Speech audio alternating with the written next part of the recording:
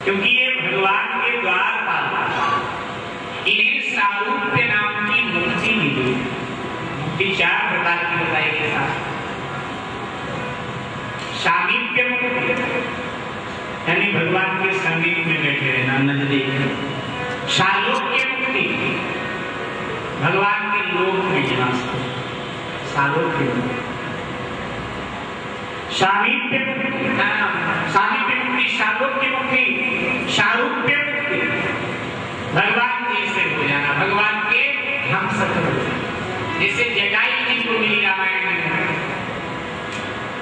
गीत देह कलिधरि हरि रूपा, भगवान का स्वरूप है। राम जी ने अपनी हम सकल बना दिया जटायु। सारूप्य और जो चौथी है वो कवलीय मुक्ति। तो इन लोगों को सारूप्य मुक्ति मिली है, भगवान के हम सकल हैं, भगवान के द्वारपाल। सनकादिक ऋषि आज दर्शन के लिए भगवान के द्वार पर पधारे। भगवान भीतर शयन कर रहे थे। सनकादिक ऋषि जाने लगे तो द्वारपाल होने के नाते हो कहाँ जा ये भगवान के दर्शन के लिए बाधा क्यों बन रहे हो? भगवान के दर्शन जाने बोले दर्शन ही करना है या कोई और काम करना है? बोले नहीं मात्र दर्शन चाहिए। जे हंस पड़े, बोले तो दर्शन ही चाहिए तो हमारा दर्शन करो भाई। हम भी तो भगवान जैसे ही हैं, भगवान के हमसे करो, हमारा दर्शन करो। ये कहा सनकादिक ऋषियों को क्रोध आया। उन्होंने कहा कि तुम भगवान के द्वारपाल हो गए तो इसका क्या मतलब कि तुम भगवान इतना अहंकार। ये जो अहंकार है ना, इसी से तुम्हारा पतन हो जाएगा। साथ में भी आप दैत्य हो जाओ, राक्षस हो जाओ।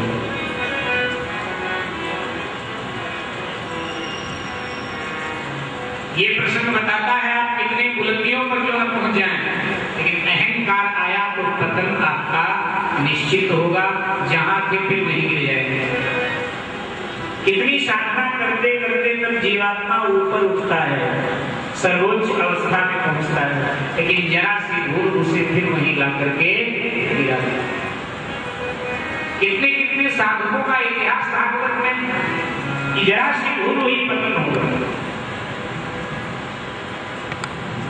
तो मेरे भाई बहन विवाद होने लगा, होने लगा। भगवान की निद्रा भंग हुई। भगवान बाहर आए, देखा सनकादिक ऋषि और जय विजय आपस में विवाद। भगवान ने दोनों को शांत किया और फिर ऋषियों से कहा कि महाराज ये मेरे द्वारपाल हैं, इन्होंने गलती किया, उसका दंड इन्हें आपने दे दिया, लेकिन मैं भी तो आपके हृदय का द्वारपाल हूं। भक्त के हृदय का द्वारपाल भगवान, भक्त के हृदय जो भी द्वार पर भगवान होता है। भगवान ने कहा मैं भी द्वारपाल हूं आपके हृदय का। तो अब वहां जो भूल हुई है, ये भगवान ने नहीं कहा कि आपने भूल किया, भगवान ने नहीं कहा कि मेरे द्वारपालों ने भूल किया तो भूल आपने भी किया, आप भी अपने क्रोध को नहीं रोक पाए और श्राप दे दिए। भगवान अपने ऊपर दोष ले लेते हैं, दूसरे को नहीं देते। भगवान ने अपने ऊपर दोष लिया, बोले इन्होंने अपराध किया, उसका दंड आपने दे दिया, लेकिन मैं भी तो आपके हृदय का द्वारपाल हूं। अपराध मुझसे भी हो गया तो मुझे भी दंड दो। महाराज आपसे क्या अपराध हो? अरे भाई आपके हृदय में हमारा निवास और फिर भी क्रोध आ गया, यानी क्रोध को हम दूर नहीं रख पाए। मेरे रहते हुए भी क्रोध आपके हृदय में आया तो कहीं न कहीं मेरी लापरवाही थी। इसलिए मुझे भी तो न मिलना चाहिए। नहीं महाराज, आप भला करके इनका उद्धार कैसे होगा महाराज, ये बताओ। बोले आपके हाथ में मारे जाएंगे तो इनका उद्धार हो जाएगा। भगवान की बात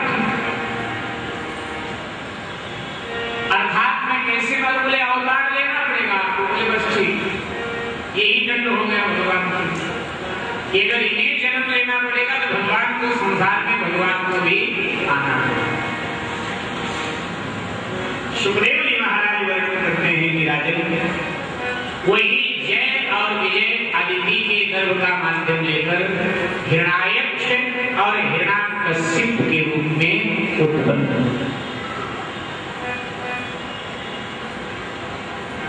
हिरण्य का अर्थ होता है सोना और अक्ष का अर्थ होता है आंखें। हिरण्याक्ष का अर्थ है संधि विच्छेद करें तो व्याकरण की दृष्टि से देखें तो हिरण्याक्ष का अर्थ है जिसकी आंखें सोने की हैं, अर्थात जिसको सोना ही दिखाई देता और संसार में जो सोना है सीमेंट का सा हिरण्याक्ष के लिए लिखा है कि वो बढ़ता बहुत 10 हाथ रोज। हिरण्याक्ष लोभ का प्रतीक है। हिरण्याक्ष हमारे जीवन का लोभ है और लोभ कितना बढ़ता है, सबका लोभ जितना मिलता है उतना ज्यादा बढ़ता जाता है। जितना लाभ होगा लोभ इतना बढ़ेगा। शिव जी महाराज ने कहा जीवन प्रति लाभ लोभ अधिकारी।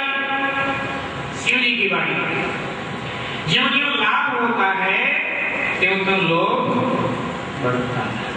और ऐसा हमको आपको सब तो हिरण्याक्ष ने पृथ्वी का अपहरण किया। ब्रह्मा जी बड़े दुखी हुए, भगवान से जाकर प्रार्थना करने, महाराज अब पृथ्वी नहीं है, सृष्टि बनाई जाए तो कहाँ बसाएगा, कोई जगह तो हिरण्याक्ष से पृथ्वी का अपहरण कर दिया। भगवान ने कहा है, भगवान ने उसी समय बाराह का स्वरूप धारण किया है। बोली बाराह भगवान की जय। और बाराह का स्वरूप लेकर के भगवान ने रसातल में जाकर के हिरण्याक्ष को मार पृथ्वी को जल के सतह पर स्थिर कर दिया। मनु शत्रुता को कहा कि आप मैं पूरी सृष्टि का शुभारंभ कीजिए।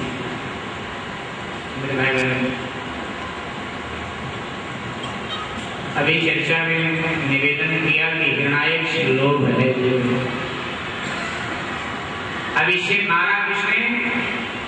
हिरण्याक्ष को मारने वाला कौन है? कौन है बच्चों? इसने मारा बाराह भगवान ने। किसने? बाराह भगवान ने। बाराह भगवान ने मारा। भगवान ने बाराह का रूप मारा। बाराह का अर्थ है वर आह शब्द से बना है बाराह। वर आह से बना है बाराह। वर का अर्थ होता है श्रेष्ठ। संस्कृत में श्रेष्ठ को बोला जाता है वर। वर का अर्थ होता है श्रेष्ठ और आह का अर्थ होता है दिवस यानी दिन। बाराह का अर्थ है श्रेष्ठ दिन। तो हमारे लिए श्रेष्ठ दिन कौन सा है? जिस दिन हिरण्याक्ष मर जाए यानी लोभ मर जाए। हिरण्याक्ष लोभ है, सबके हृदय में बैठा है। जिस दिन हमारे अंतःकरण का लोभ मर जाए वही दिन हमारे लिए श्रेष्ठ है। हिरण्याक्ष अगर लोभ का प्रतीक है तो बाराह का अवतार संतोष का प्रतीक है। जैसे राम जी का अवतार मर्यादा का प्रतीक है, कृष्ण का अवतार प्रेम का प्रतीक है, बुद्ध का अवतार ज्ञान का प्रतीक है, कपिल का अवतार योग का प्रतीक है, ऐसे ही ये जो बाराह अवतार है भगवान का ये संतोष का प्रतीक है और लोभ संतोष से ही मरता है। ये शुभदेव ने बताया। हमारे आप के हृदय में जो लोभ है उसे भी बारह ही मार सकता है, यानी संतोष ही मार सकता है। रहीम जी का बड़ा प्रसिद्ध दोहा है,